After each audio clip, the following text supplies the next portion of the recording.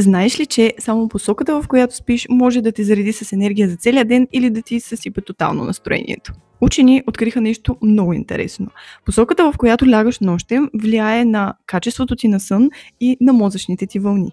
Ако спиш в посока север-юг, мозъкът ти произвежда повече делта, тета и алфа вълни. Това са вълните на възстановяващия, успокояващ сън. На сутринта си в по-добро настроение, имаш повече енергия и по-малко стрес. Ако леглото ти е позиционирано в посока изток-запад, тогава спиш по-неспокойно, будиш се често през нощта и дори мозъкът ти е в борба с магнитното поле на Земята. Нашите мозъчни вълни реагират на магнитното поле на Земята. И в зависимост от това дали живееш на северното или на южното полукълбо, най-добрата посока за сън може да е различна. Така че тази вечер, когато оправяш леглото си за сън, погледни посоката, в която се намира то. Може би отутре ще се събуждаш с усмивка, само защото спиш в правилната посока. А ти на коя страна спиш? Сподели ми долу в коментарите и ме последвай за още интересна информация.